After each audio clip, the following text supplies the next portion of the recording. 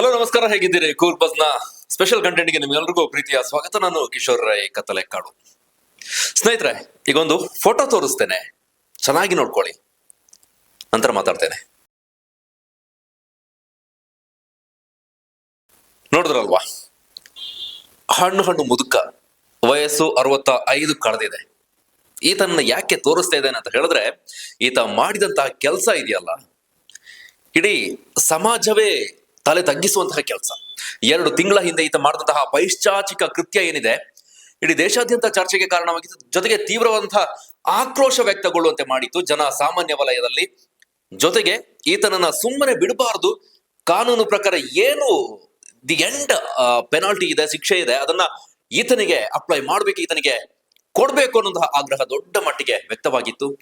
ಕೊನೆಗೂ ನ್ಯಾಯ ಸಿಕ್ಕಿದೆ.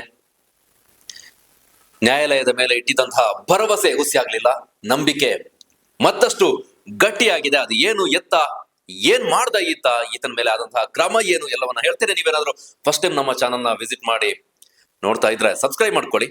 ಹಾಗೆ ಇನ್ಸ್ಟಾಗ್ರಾಮ್, ಫೇಸ್ಬುಕ್ ನಲ್ಲೂ ಕೂಡ ನಾವಿದ್ದೇವೆ, ಅಲ್ಲೂ ಕೂಡ ನಮ್ಮನ್ನ ಫಾಲೋ ಮಾಡ್ಕೊಳ್ಳಿ ಅಂತ ಕೇಳ್ಕೊಳ್ತಾ, ಜೊತೆಗೆ ನಾವು ಕೊಡ್ತಿರುವಂತಹ ಕಂಟೆಂಟ್ ನಿಮ್ಗೆ ಇಷ್ಟ ಆಗ್ತಾ ಇದ್ರೆ, ಹಾಗೆ ನಮ್ಮನ್ನ ಮತ್ತಷ್ಟು ಸಪೋರ್ಟ್ ಮಾಡ್ಬೇಕು ಅಂದ್ರೆ ನಿಮ್ಮಲ್ಲಿ ಮನಸ್ಸಿದ್ರೆ ಜಾಯಿನ್ ಆಪ್ಷನ್ ಇದೆ, ನಮ್ಮ ಮೆಂಬರ್ಶಿಪ್ ಅನ್ನು ಕೂಡ ತೆಗೆದುಕೊಳ್ಬಹುದು ಯೂಟ್ಯೂಬ್ ನಲ್ಲಿ. ಮೆಂಬರ್ಶಿಪ್ ಅನ್ನ ತೆಗೆದುಕೊಂಡು ನಮ್ಮ ಬಳಗಕ್ಕೆ ಜಾಯಿನ್ ಆಗಿ ಅಂತ ಕೇಳ್ಕೊಳ್ತಾ ಇದ್ದೇವೆ. ನಿಮ್ಮ ಸಹಕಾರ ಈಗಾಗಲೇ ಕೊಡ್ತಾ ಬಂದಿದ್ದೀರಿ. ಮುಂದೆ ಮತ್ತಷ್ಟು ಒಳ್ಳೊಳ್ಳೆ ಕಂಟೆಂಟ್ ಗಳನ್ನ ನಿಮ್ ಜೊತೆ ಹಂಚಿಕೊಳ್ಳೋದಕ್ಕೆ, ಒಳ್ಳೊಳ್ಳೆ ವಿಚಾರಗಳನ್ನ ನಿಮ್ ಜೊತೆಗೆ ಶೇರ್ ಮಾಡ್ಕೊಳ್ಳೋದಕ್ಕೆ ನಮ್ಮ ಬಳಗದ ಸದಸ್ಯರಾಗಿ ಮುಂದುವರಿರಿ ಅಂತ ಕೇಳ್ಕೊಳ್ತಾ, ಇಲ್ಲಿ ನಾನೀಗ ಆಲ್ರೆಡಿ ಚಿತ್ರವನ್ನ ತೋರಿಸ್ತಲ್ಲ. ಆತನ ಹೆಸರು ಭೀಮ್ರಾವ್ ಕಾಂಬ್ಳೆ. ಈತ ಪುಣೆಯವನು, ಮಹಾರಾಷ್ಟ್ರದ ಪುಣೆಯ ನಿವಾಸಿ, 65 ವರ್ಷ ಪ್ರಾಯ, ಮೊಮ್ಮಕ್ಕಳನ್ನ ಎತ್ತಿ ಮುದ್ದಾಡಿ ಆಡಿಸುವಂತಹ ವಯಸ್ಸು. ಆದ್ರೆ ಈತ ಮಾಡಿದಂತಹ ಕೆಲಸ ಇದೆಯಲ್ಲ, ನಾನು ಮೊಮ್ಮಕ್ಕಳು ಅಂತ ಏನು ಹೇಳಿದೆ, ಆ ವಯಸ್ಸಿನ ಮಗುವನ್ನ ಏನ್ ಮಾಡಬಾರ್ದಿತ್ತು ಆ ಕೃತ್ಯವನ್ನ ಮಾಡಿ ಈಗ ಶಿಕ್ಷೆಗೆ ಗುರಿಯಾಗಿದ್ದಾನೆ. ಮಗುವನ್ನ ಅಪಹರಣ ಮಾಡಿ, ಬಲಾತ್ಕಾರ ಮಾಡಿ, ಅತ್ಯಾಚಾರ ಮಾಡಿದಲ್ಲದೆ ಕೊಲೆ ಮಾಡಿ ಬೀಸಾಕಿದಂತಹ ಪಾಪಿ ಈತ. ಏನ್ ಪದ ಬಳಸ್ಬೇಕೋ ಗೊತ್ತಾಗ್ತಾ ಇಲ್ಲ ಈ ಮುದಿಯನಿಗೆ. 65 ವರ್ಷ ವಯಸ್ಸಾಗಿದೆ, ಮೈಕೈ ಬಗ್ಗದಂತಹ ವಯಸ್ಸದು. ದಿನ ಕಳೀತಾ ಇದ್ದಂತೆ ಆತನ ಶಕ್ತಿ ಕುಂದಿದು ಹೋಗುತ್ತೆ. ಆದ್ರೆ ಆತ ಮಾಡಿದಂತ ಕೆಲಸ ಇದೆಯಲ್ಲ, ಯಾರು ಒಪ್ಪುವಂತಹ ಕೆಲಸ ಅಲ್ಲ. 2 ತಿಂಗಳ ಹಿಂದೆ, ಅಂದ್ರೆ ಮೇ 1ಕ್ಕೆ ಮಹಾರಾಷ್ಟ್ರದ ನರಸಾಪುರ ಗ್ರಾಮದಲ್ಲಿ ಒಂದು ಕೃತ್ಯ ನಡೆದಿರುತ್ತೆ. ಆಟ ಆಡ್ತಾ ಇದ್ದಂತಹ ಮಗುವನ್ನ ಯಾರೋ ಅಪಹರಣ ಮಾಡಿದ್ದಾರೆ ಅನ್ನುವಂತ ವಿಚಾರ. ಮನೆ ಪಕ್ಕದಲ್ಲಿ ಆಟ ಆಡ್ತಾ ಇದ್ದಂತಹ ಮಗು ಕಾಣದಿದ್ದಾಗ ಸಹಜವಾಗಿ ಆತಂಕಗೊಳಗಾಗ್ತಾರೆ. ಪೋಷಕರು ಕೂಡ ಆತಂಕಗೊಳಗಾಗಿದ್ರು. ಸ್ಥಳೀಯ ಪೊಲೀಸ್ ಠಾಣೆಗೆ ದೂರನ್ನ ಕೂಡ ಕೊಡ್ತಾರೆ. ಪೊಲೀಸರು ಬಂದು ಹುಡುಕಾಟ ನಡೆಸಿದಾಗ ಗೊತ್ತಾಗೋದೇ ಆ ಭಯಾನಕ, ಭೀಕರ, ಭೀಭತ್ಸ ಕೃತ್ಯದ ಅನಾವರಣ. ಅಲ್ಲೇ ಪಕ್ಕದಲ್ಲೇ ದನದ ಕೊಟ್ಟಿಗೆ ಇರುತ್ತೆ. ದನದ ಕೊಟ್ಟಿಗೆಯ ಪಕ್ಕದಲ್ಲಿ ಒಂದು ಶೆಡ್ ಇರುತ್ತೆ. ಅಲ್ಲಿ ತನ್ನ ಪೋಷಕರು ಯಾವ ರೀತಿಯ ತನ್ನ ಮಗುವನ್ನ ನೋಡಬಾರದು ಆ ರೀತಿಯಾದಂತಹ ಒಂದು ಭೀಕರವಾಗಿ ಆ ಮಗು ಅಂಗಾತ ಮಲಗಿತ್ತು ಕೊಟ್ಟಿಗೆಯಲ್ಲಿ, ಆ ಶೆಡ್ ನಲ್ಲಿ. ನಂತರ ಪೊಲೀಸರು ಕಾರ್ಯಾಚರಣೆಗೆ ಇಳಿತಾರೆ. ಇಡೀ ಆ ಸುತ್ತಮುತ್ತಲ ಗ್ರಾಮ ಮಾತ್ರ ಅಲ್ಲ, ಇಡೀ ಪುಣೆ, ಇಡೀ ಮುಂಬೈ, ಮಹಾರಾಷ್ಟ್ರ ತಲ್ಲಣಗೊಳ್ಳುತ್ತೆ. ದೇಶಾದ್ಯಂತ ಈ ವಿಚಾರ ಹಬ್ಬುತ್ತೆ. ಪೊಲೀಸರು ತಕ್ಷಣಕ್ಕೆ ಅಲರ್ಟ್ ಆಗಿ ತನಿಖೆಯನ್ನ ನಡೆಸ್ತಾರೆ. ಆ ಸಂದರ್ಭದಲ್ಲಿ ಗೊತ್ತಾಗೋದು ಈ ಕೃತ್ಯ ಎಸಗಿದವನು ಈತ ಅಂತ. ಅದು ಹೇಗೆ ಗೊತ್ತಾಯ್ತು ಅಂತ ಹೇಳಿದ್ರೆ, ಅಲ್ಲೇ ಪಕ್ಕದಲ್ಲಿ ಸಿಸಿ ಕ್ಯಾಮೆರಾದ ದೃಶ್ಯಾವಳಿಗಳನ್ನೆಲ್ಲ ಪರಿಶೀಲನೆ ಮಾಡಿರ್ತಾರೆ. ಆ ಸಂದರ್ಭದಲ್ಲಿ ಈತನೇ ಆ ಮಗುವನ್ನ ಅಪಹರಣ ಮಾಡಿ ಬಲವತ್ತವಾಗಿ ಕರೆದೊಯ್ದು ಅತ್ಯಾಚಾರ ಮಾಡಿದ್ದಾನೆ. ಮಾತ್ರವಲ್ಲ, ಆ ಮಗುವನ್ನ 3 ವರ್ಷ ಪ್ರಾಯದ ಮಗುವನ್ನ ಭೀಕರವಾಗಿ ಕೊಲೆ ಮಾಡಿದ್ದಾನೆ. ಆ ದೇಹಕ್ಕೆ ಏನೆಲ್ಲ ಚಿತ್ರಹಿಂಸೆ ಕೊಡಬಾರ್ದು ಆ ರೀತಿಯಾಗೆಲ್ಲ ಹಿಂಸೆ ಪಡಿಸಿದ್ದಾನೆ ಅನ್ನೋದು ಗೊತ್ತಾಗುತ್ತೆ. ಪೊಲೀಸರು ಬಹಳ ಚುರುಕಾಗಿ ಈ ಪ್ರಕರಣದಲ್ಲಿ ಕೆಲಸ ಮಾಡ್ತಾರೆ. ಮೇ 1ಕ್ಕೆ ಘಟನೆ ನಡೆದಿರುತ್ತೆ. 16 ದಿನದಲ್ಲಿ, ಜಸ್ಟ್ 2 ವೀಕ್ಸ್, 2 ವಾರ 2 ದಿನ, 16 ದಿನದಲ್ಲಿ ಪ್ರಕರಣದ ತನಿಖೆಯನ್ನ ನಡೆಸಿ ಚಾರ್ಜ್ ಶೀಟ್ ಅನ್ನ ಸಲ್ಲಿಕೆ ಮಾಡ್ತಾರೆ. ದೋಷಾರೋಪ ಪಟ್ಟಿಯನ್ನ ನ್ಯಾಯಾಲಯಕ್ಕೆ ಸಲ್ಲಿಕೆಯನ್ನ ಮಾಡ್ತಾರೆ. ಜೊತೆಗೆ ಏನೇನು ಸಾಕ್ಷಿಗಳಿರುತ್ತೆ ಎಲ್ಲ ಸಾಕ್ಷಿಗಳನ್ನ ನ್ಯಾಯಾಲಯಕ್ಕೆ ಪ್ರೊಡ್ಯೂಸ್ ಮಾಡ್ತಾರೆ. ಸಾಕ್ಷಿಗಳ ಹೇಳಿಕೆಯನ್ನ ನ್ಯಾಯಾಧೀಶರ ಮುಂದೆ ತಿಳಿಸ್ತಾರೆ. ಅಂದಾಜು 50 ಅಧಿಕ ಸಾಕ್ಷಿಗಳು ಈ ಪ್ರಕರಣದ ವಿಚಾರವಾಗಿ ಸಾಕ್ಷಿಯನ್ನ ನುಡಿದಿರ್ತಾರೆ ನ್ಯಾಯಾಲಯದಲ್ಲಿ, ಪುಣೆಯ ವಿಶೇಷ ನ್ಯಾಯಾಲಯದಲ್ಲಿ. ಸಿಸಿ ಕ್ಯಾಮೆರಾದ ಫುಟೇಜ್ ಅಂತ ಆಗ್ಲೇ ಹೇಳದಲ್ಲ, ಆ ಸಿಸಿ ಕ್ಯಾಮೆರಾದ ಫುಟೇಜ್ ಗಳನ್ನ ನ್ಯಾಯಾಲಯಕ್ಕೆ ಒಪ್ಪಿಸ್ತಾರೆ. ಜೊತೆಗೆ DNA ರಿಪೋರ್ಟ್ ಅನ್ನ ಕೊಡ್ತಾರೆ. ವೈದ್ಯಕೀಯ ದಾಖಲೆ, ಬೇರೆ ಬೇರೆ ಫೋರೆನ್ಸಿಕ್ ರೆಕಾರ್ಡ್ಸ್ ಗಳನ್ನೆಲ್ಲ ಏನೆಲ್ಲ ಕಲೆಕ್ಟ್ ಮಾಡಿರ್ತಾರೆ ಎಲ್ಲವನ್ನು ಕೂಡ ಪ್ರಾಸಿಕ್ಯೂಷನ್ ಏನು ಅದನ್ನ ನ್ಯಾಯಾಲಯಕ್ಕೆ ಸಲ್ಲಿಕೆ ಮಾಡಿರುತ್ತೆ. ಈ ವಿಚಾರವಾಗಿ ಒಂದು ಗಮನಿಸಬೇಕು, ಈ ಕಾಂಬ್ಳೆ ಅಂತ ಏನು ಹೇಳದೆ, ಭೀಮರಾವ್ ಕಾಂಬ್ಳೆ, ಈತನ ಕುಟುಂಬದವರು ಯಾವತ್ತೂ ಈತನಿಗೆ ಸಪೋರ್ಟ್ ಮಾಡ್ತಾ ನಿಲ್ಲಿಲ್ಲ. ಅದೊಂದು ಗಟ್ಟಿ ನಿಲುವನ್ನ ಕುಟುಂಬಸ್ಥರು ತೆಗೆದುಕೊಂಡಿದ್ರು. ಅದಕ್ಕಾಗಿ ಅವರ ನಡೆಯನ್ನ ಮೆಚ್ಚಲೇಬೇಕಾಗುತ್ತೆ. ಒಂದು ವೇಳೆ ವಯಸ್ಸಾಗಿದೆ, ನಮ್ಮ ಕುಟುಂಬದವರು ಈ ರೀತಿ ಮಾಡ್ಲಿಕ್ಕೆ ಸಾಧ್ಯನೇ ಇಲ್ಲ ಅಂತ ಅವ್ರ ಕುಟುಂಬದವರೇನ ಬಂದಿದ್ರೆ ಮತ್ತಷ್ಟು ಡ್ರ್ಯಾಗ್ ಆಗೋ ಸಾಧ್ಯತೆ ಇತ್ತೋ ಏನೋ ಗೊತ್ತಿಲ್ಲ. ಬಟ್ ಆ ಕುಟುಂಬದವರು ಈ ಪ್ರಕರಣದಲ್ಲಿ ತಟಸ್ಥವಾಗಿ ನಿಲ್ತಾರೆ. ಆ ಪ್ರಕರಣಕ್ಕೂ ಆತನಿಂದ ಡಿಸ್ಟೆನ್ಸ್ ಅನ್ನ ಮೇಂಟೈನ್ ಮಾಡ್ಕೊಂಡಿರ್ತಾರೆ. ಹಾಗಾಗಿ ಈ ಏನು ತನಿಖೆಯನ್ನ ನಡೆಸ್ತಾ ಇರ್ತಾರೆ ಪೊಲೀಸರು, ಅವ್ರಿಗೂ ಬಹಳ ಅನುಕೂಲ ಆಗುತ್ತೆ ಅಂತ ನಾನು ಅನ್ಕೊಳ್ತೇನೆ. ಸ್ಪೆಷಲಿ ಪುಣೆಯ SP ಸಂದೀಪ್ ಸಿಂಗ್ ಗಿಲ್ಲ, ಹಾಗೆ ಸ್ಪೆಷಲ್ ಪಬ್ಲಿಕ್ ಪ್ರಾಸಿಕ್ಯೂಟರ್ ಅಜಯ್ ಮಿಸಾರ್ ಅಂತ ಅವರ ಹೆಸರು, ಅವರು ಬಹಳ ಉತ್ಸುಕತೆಯಿಂದ ಈ ಪ್ರಕರಣವನ್ನ ಗಂಭೀರವಾಗಿ ಪರಿಗಣಿಸ್ತಾರೆ. ಏನು ನ್ಯಾಯ ಬೇಕೋ ಆ ನಿಟ್ಟಿನಲ್ಲಿ ಸಂಪೂರ್ಣ ದಾಖಲೆಗಳನ್ನ ಕಲೆ ಹಾಕಿ ನ್ಯಾಯಾಲಯಕ್ಕೆ ಕೊಟ್ಟಿರ್ತಾರೆ. ಆ ನ್ಯಾಯಾಧೀಶರು ಕೂಡ ಬಹಳ ಆತಂಕವನ್ನು ವ್ಯಕ್ತಪಡಿಸ್ತಾರೆ. ವಿಚಾರಣೆ ಕೂಡ ಬಹಳ ತ್ವರಿತಗತಿಯಲ್ಲಿ ನಡೆಯುತ್ತೆ. ನ್ಯಾಯಾಧೀಶರಾದ SR ಸಾಲುಂಖೆ ಈ ಪ್ರಕರಣದಲ್ಲಿ ಈತನ ಪರ ವಕೀಲರೇನಿದ್ರು, ಈತನಿಗೆ ವಯಸ್ಸಾಗಿದೆ, ಆತನ ಈ ಶಿಕ್ಷೆಯ ಪ್ರಮಾಣವನ್ನ ಕಡಿಮೆ ಮಾಡಬೇಕು ಅನ್ನುವಂತಹ ವಿಚಾರವಾಗಿ ಅರ್ಜಿಯನ್ನ ಸಲ್ಲಿಸಿರ್ತಾರೆ. ಜೊತೆಗೆ ಏನು ಈ ವಯಸ್ಸನ್ನ ಪರಿಗಣಿಸಿ ಆತನಿಗೆ ಒಂದು ಔದಾರ್ಯವನ್ನ ತೋರ್ಬೇಕು ಅನ್ನುವಂತ ನಿಟ್ಟಿನಲ್ಲಿ ಅರ್ಜಿಯನ್ನ ಸಲ್ಲಿಸಿರ್ತಾರೆ. ಆದ್ರೆ ನ್ಯಾಯಾಧೀಶರು ಅದಕ್ಕೆ ಸಮ್ಮತಿಸೋದಿಲ್ಲ, ಅದನ್ನ ತಿರಸ್ಕಾರ ಮಾಡ್ತಾರೆ. ತಿರಸ್ಕಾರ ಮಾಡಿ ನಿನ್ನೆ ಈ ವಿಚಾರವಾಗಿ ಇನ್ನೂ 2 ತಿಂಗಳು ಕಂಪ್ಲೀಟ್ ಆಗಿಲ್ಲ, 60 ದಿನದ ಒಳಗೆ ಇದರ ತೀರ್ಪು ಹೊರಬಿದ್ದಿದೆ. ಗಲ್ಲು ಶಿಕ್ಷೆಯನ್ನ ನ್ಯಾಯಾಧೀಶರಾದಂತಹ SR ಸಾಲುಂಖೆ ಅವರು ಪ್ರಕಟ ಮಾಡಿದ್ದಾರೆ. ಬಹುಶಃ ಏನು ಗರಿಷ್ಠ ಶಿಕ್ಷೆ ಅಂತ ಕೊಡ್ಲಿಕ್ಕೆ ಸಾಧ್ಯ ಅದನ್ನ ನ್ಯಾಯಾಧೀಶರು ಈ ಪ್ರಕರಣದಲ್ಲಿ ನೀಡಿದ್ದಾರೆ. ಜೊತೆಗೆ ಅಪರೂಪದಲ್ಲಿ ಅಪರೂಪ ಅಂತ ಈ ಪ್ರಕರಣವನ್ನ ಪರಿಗಣಿಸಬೇಕು. ಇದನ್ನ ಯಾರು ಕೂಡ ಒಪ್ಪುವಂತಹ ಪ್ರಕರಣ ಅಲ್ಲ. ಇದು ನ್ಯಾಯಾಂಗ ಮಾತ್ರವಲ್ಲ, ಇಡೀ ಸಮಾಜದ ಆತ್ಮ ಸಾಕ್ಷಿಯನ್ನ ಘಾಸಿಗೊಳಿಸಿದೆ ಅಂತ ಅನ್ನುವಂತಹ ವಿಚಾರವನ್ನ ತನ್ನ ಏನು ಈ ಶಿಕ್ಷೆಯನ್ನ ಓದುವಂತಹ ಸಂದರ್ಭದಲ್ಲಿ ನ್ಯಾಯಾಧೀಶರು ಮೆನ್ಷನ್ ಮಾಡ್ತಾರೆ.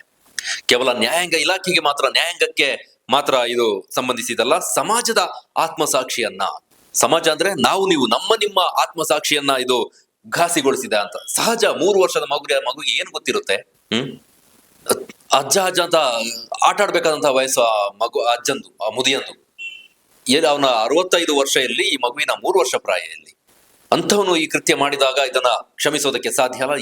ಯಾರು ಮಾಡಿದ್ರು ಕೂಡ ಇಂಥ ಕೃತ್ಯವನ್ನ ಮಾಡಿದ್ರೆ ಕ್ಷಮಿಸುವುದಕ್ಕೆ ಸಾಧ್ಯ ಇಲ್ಲ.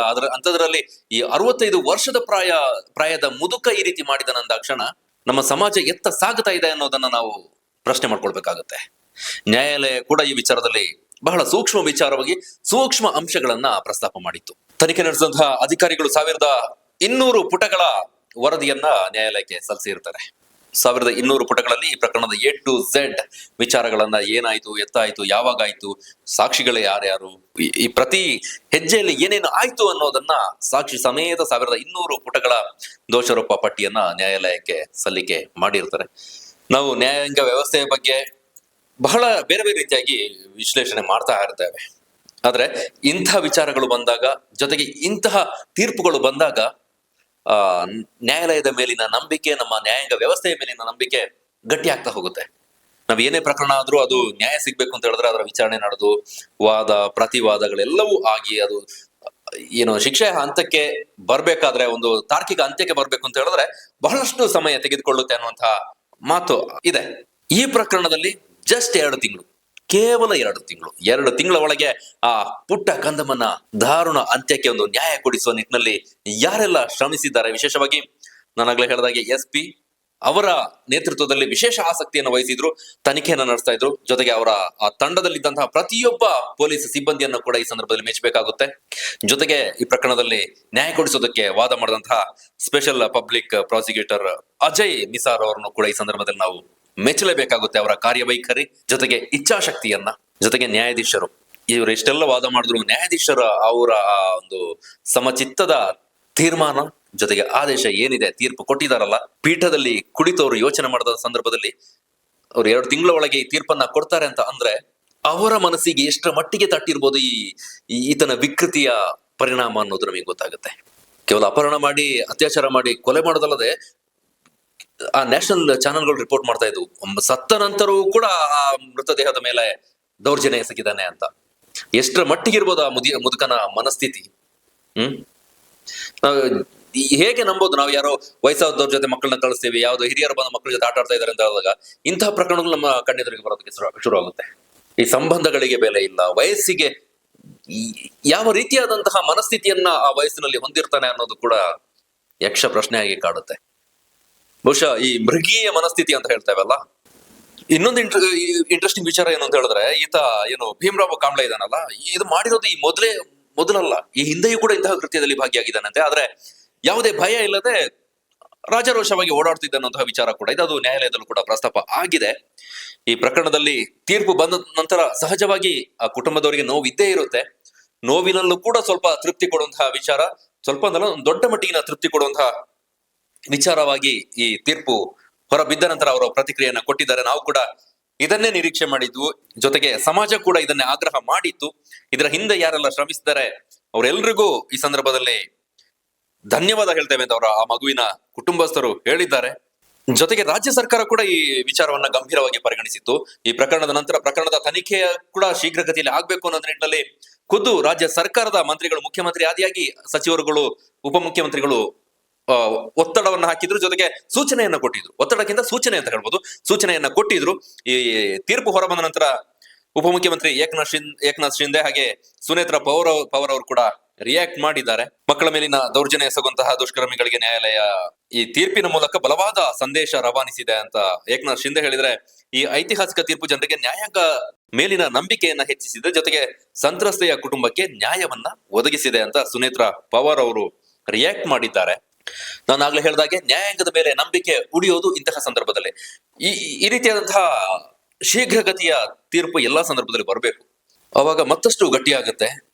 ಜೊತೆಗೆ ಇಂಥ ವಿಕೃತ ಕಾಮಿಗಳೇನಿರ್ತಾರೆ, ವಯಸ್ಸನ್ನ ನೋಡದೆ, ಸಂಬಂಧವನ್ನ ನೋಡದೆ, ಈ ಮಗು ಅಂತ ನೋಡದೆ ಈ ರೀತಿಯಾದಂತಹ ವಿಕೃತಿಯನ್ನ ಮೇರಿತಾರಲ್ಲ, ಅಂಥವರಿಗೆ ಒಂದು ತಕ್ಕ ಪಾಠ ಆಗ್ಬೇಕು.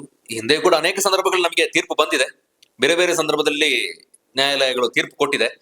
ಆದ್ರೆ ಸಮಾಜ ಜೊತೆಗೆ ಇಂತಹ ಕ್ರಿಮಿಗಳು ಅವುಗಳಿಂದ ಪಾಠ ಕಲಿತಾ ಇಲ್ಲ ಅನ್ನೋದು ಬಹಳ ದುಃಖಕರ ವಿಚಾರ.